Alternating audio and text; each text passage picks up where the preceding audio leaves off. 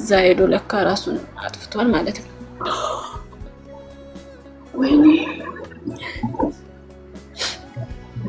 አልጋውን ሸጥና አልጋውን ሸጦ ቁማር ይጫወታል። ጨርስና ምንም ሲያጣ የሚበላም የለም ምንም የለም። ከዛ እዛ ራሱን አጥፍቶ ጠዋት ላይ ያዩታል። የቁማር መጨረሻው እኮ ይሄ ነው። የመጨረሻው አንተ ሽጦ ተጫውቶ ራሱን አጠፋ። ዘላለሙን በቃ ለእነሱ እንደሰጠ ዘላለም ሰጠ። ወይ ለልጆቹም አልሆነም ወይ ለራሱም ሳይሆን በስተመረጫ እንደዚህ ሆነ። ከዛ ደውለው እንደዚህ ያሉኝ እኔ ምከፋ እኔ እንደዚህ ውስጥ የሚነካ ምንም አልመሰላቸውም። ለምን ብዙ በደል ስላደረሰብኝ እሷ ምንም አትሆንም ብለው ነበር ነገሩኝ ማለት ነው። ሲነግሩኝ የሰው ሀገር ነው ብቻዬን ምን እንደሆነ ራሱ አላውቅም። በዛ ሰዓት ልጆች ያሳዘኑኝ በጣም። ሰሙ ልጆች ሰሙ። ልጆች እስካሁን ድረስ አልሰሙም። ከሰሙ በጣም ነው የሚወዱት። በጣም አብሯቸው ስለኖረ ምንም ቢሆን አባቷቸው ስለሆነ ምንም ቁማርተኛ ምንም ቢያጠፋ ራሱ ምንም ቢመታቸው ራሱ በቃ በጣም ነው የሚወዱት። እሱም ደግሞ ይወዳቸዋል። ግን ሱሱ እንዴት አድርጎ ይልቀቀዋል? አንቺ እኮ ጸበል ልትወስዱ ይገባ ነበር። በሽማግሌ ልታስሞክሩ በቤተሰቦች ብዙ ነገር ሞክሬያለሁ አቡዬ። ብዙ ነገር ያልሄድኩበት ለመፋታት ሁላ ፍርድ ቤት ሁላ ቆሞ ካሁን በኋላ ቁማር ቤት አልደርስም አለ። ፍርድ ቤት ካሁን በኋላ ቁማር ቤት አልደርስም ብሎ 3 ቀን አልሞላውም እንፋታ ብዬ በቃ እኔ ህይወቴን መምረጥ ፈልጋለሁ። በቃ የራሱ ለልጆቹ የሚያስፈልጋቸውን ያድርግላቸው። እኔ ከሱ ጋር መኖር አልፈልግም፣ አልችልም፣ እንደዚህ እያደረገ ነው ምናምን ብያቸው እኛ ማፋታት አንችልም እሱ ከተመለሰ ምናምን ሲሉኝ እሱ ራሱ እዛ ቆሞ ምሎ ቁማር ቤት አልደርስም ብሎ በ3ኛው ቀን ቁማር ቤት ሄደው ጸበል ያልሄደበት የለም። ዘብር ብትይ ምን ብትይ የትም ቦታ ጸበል ሄዷል። ጸበል ግን ምንም አለቀቀውም። የመንፈስ የቁማር ሱስ እኮ ዝም ብሎ አይለቀም። ማገገሚያ ይሄ ሪሃቢሊቴሽን ምናምን ካልገቡ የመጠጥ ሱስ የሚሆን የቁማር ሱስ የሚሆን እንደዚህ በጣም የተከተበ ሰው ለበዓል በግ መግዣ ስትሰጪው ሄዶ ቁማር ተጫውቶ ሌባ ሰረቀኝ የሚል ሰው ለእያንዳንዱ ነገር የሚሰጠውን ብር የሆነ ውሸት እየፈጠረ ሄዶ ቁማር ቤት ቁማር ተጫውቶ የሚጫወት ሰው በቃ ኦልሬዲ ደም ስሩ ስር ስለገባ ሕክምና ካልሆነ በስተቀር ይሄ የሆነ ሴንተር ገብቶ ታስሮ እዛው ቆይቶ ካልሆነ በስተቀር አይ እኔ ግን አሁን ልጅቷ ምን ላይ ደረሰች? ልጅቷ በቃ ክፍለ ሀገር ያው አባትና እናት የማይችለው ጉድ የለም። እሱንም ወስደው ቀበሩ። እሷንም እነሱ ጋር ተቀምጣለች። ቤተሰብ ሁሉ በቃ እሷም ሄዳ ነገረቻቸው። በቃ ማንም ዘመድነሽ ምንድነሽ አባትየውን አንገታቸውን አስደፉ። በቃ ሁለቱም ማለት ነው። የአካባቢው ሰው ተማ አዎ ክፍለ ሀገር ራሱ በቃ ሰሙ። ምንም ማድረግ አይቻልም። እሷን ይዘዋል። አሁን እሷ ሄዳ ትኖራለች። ሱስ ሞተና ተገላገለ። እሷ አካባቷ ወልዳ እንዴት ትኖራለች? አካባቢ ሰው እንዴት ያኖራታል? እዛ አካባቢ ላይ እንዴት እየሆነች እኮ ነው። አሁን እኔንም ራሱ የጨነቀኝ ነገር ቢኖር ምንድነው እሷ እንዴ በቃ ላይመለስ ሄደ። እሷስ የሚለው ነገር በጣም ያሳዝናል። የእሷ ታሪክ ደግሞ ወልዳስ እንዴት ነው የምታሰብ? እንዴት ነው ደውይላታለሽ? አይ ክፍለ ሀገር ናት ያለችው። እኔ ስልካቸው ስንት ስለሆነ አላገኛቸውም። በሰው ነው አዲስ አበባ ዘመድ አለቻቸው። እነሱ ኦሮሚያ ክልል ናቸው። እኔ ወደዚህ ነኝ እና ብዙም ደግሞ ቋንቋውን ስለማይችሉ አባትየው አያናግሩኝም። እሷም ደግሞ አታናግረኝም። ግን በሰው ጠይቃለሁ። በሰው ስለማገኛቸው እንዴት እንደሆኑ ጠይቃለሁ። እና ለሷም ደግሞ የሚያስፈልጋትን ነገር እስከምትል ድረስ ማቋቋሚያ ሰጥቻታለሁ። ለአባትየው ስልክ ያው ለሷም እንትን ብያታለሁ።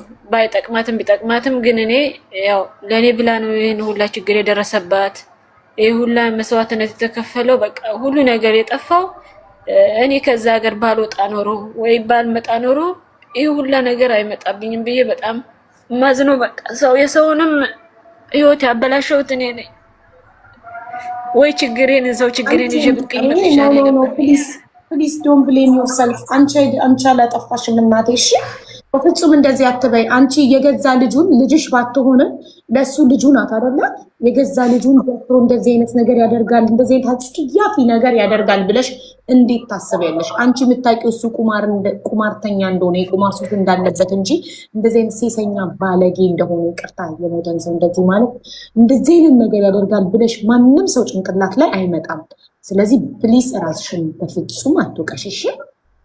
አንቺ ልጆችሽን የተሻለ ህይወት ለመኖር የተሰደድሽ ልጆችሽን በዛሬ የተሻለ ነገ ለማኖር የምትለፊ እናት ነሽ። አንቺ ጀግና በጣም ጎበዝ እናት ነሽ እንጂ ራስሽን በፍጹም እንዳትጠይ፣ ራስሽን እንዳትወቅሽ እባክሽ። ይህ ያንቺ ጥፋት ነው። አንቺ ምንም አላጠፋሽ። አንቺ እንደውም በጣም መልካም ሰው ነሽ። ለምን ሌላ እንደውም መጥፎ ሰው ብትሆን የሚኖረው እሷን አታገዣትም ነበረ። ባለጌትያትና ተሰድቢያት ታገያት ነበር። አንቺ ጥሩ ሰው ስለሆንሽ ልጁ ባትሆንስ የምትሉ የገዛ ልጁ ናት። ከእናቱ ከሚስቱ በላይ ታውቃላችሁ። እሷ እኮ እንጀራ እናት ናት ለሷ። ልጁ ባትሆንስ? እንዴት ነው ልጁ ማትሆነው?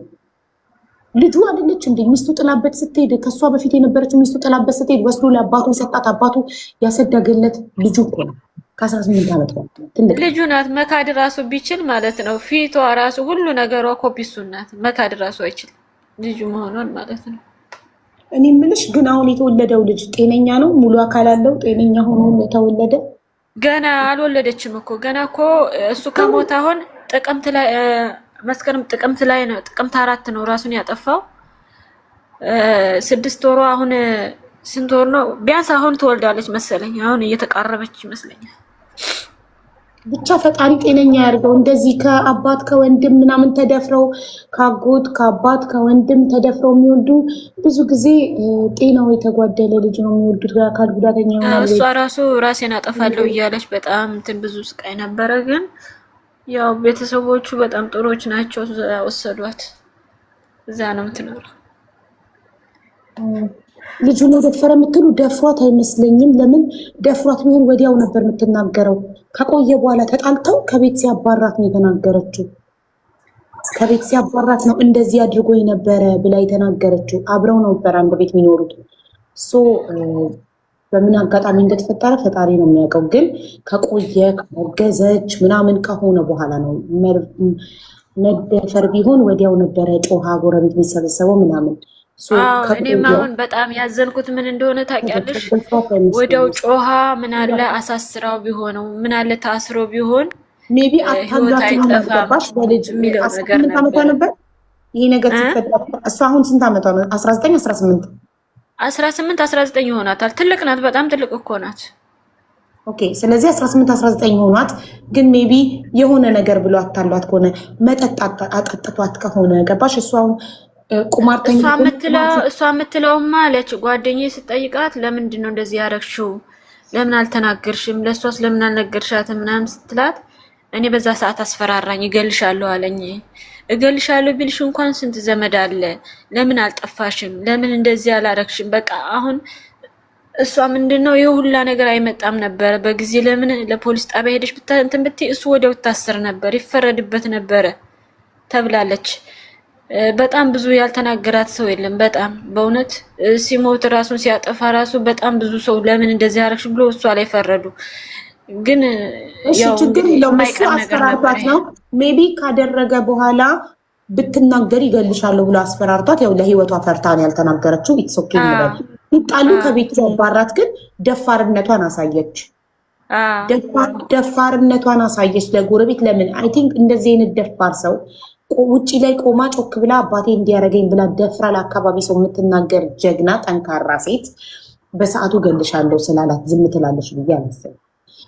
ግን ዋቴቨር ዚት መጠጥ አጥጥቷት አታሏት ምንም አይነት ነገር ቢሆን ያደረገው ይሄ ሰው እኔ የገረመኝ ፖሊስ ሰምቶ አንተ ገና ብዙ ጉድ አለብክ ተብሎ የሚታለፍ ነገር ነው እንዴ?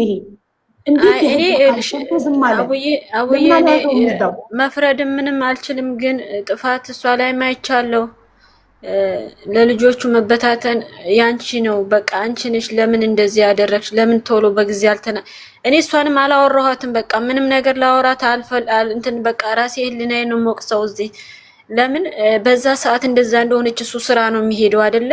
ስራ በሄደበት ሰዓት ወጣ ለፖሊስ አመልክታ እኮ ወዲያው ይያዛል። መቼም እኮ አይወጣም እኮ መቀመቅ ነው የሚገባው። በዛ ሰዓት እኮ እኔ እንደውም ምን አልኳት፣ በቃ እሱ ማይስማማሽ ከሆነ ከሱ ጋር የምትጣይ ከሆነ አንተ ውጣና ልጆቼን ይዛ ትቀመጥ ብያለሁ። በእውነት ነው አቡዬ፣ እኔ ራሴን ችዬ ቤት ኪራይ እየከፈልኩ ሁሉ ነገር እያደረኩ እሷ ልጆቼን ይዛ ልትቀመጥ ነው ያልኩት። እውነቴን ነው የምልሽ። በዛ ሰዓት እንደዛ ስትሆን ለምን ይሄን ነገር አላደረገችም? ደግሞ ከሆነች በኋላ ከቆየ በኋላ እንደዚህ ሆና ህዝብ እስከሚሰማ ድረስ ይሄን ከማድረግ ለምን አባቷን አያቷን ለምን አንገት አስደፋች? በቃ ይሄ ነው በቃ። ለምን እንደዚህ አደረገች? መጀመሪያ ብትናገር ኖሮ እሱ ይያዝ ነበረ። ብትጮህ ኖሮ ወይ ብትጮህ ወይ በማግስቱ ሄዳ እኮ ማስያዝ ትችላለች አይደለ? እሱ ስራ ነው የሚውለው። ግን በዚህ ምክንያት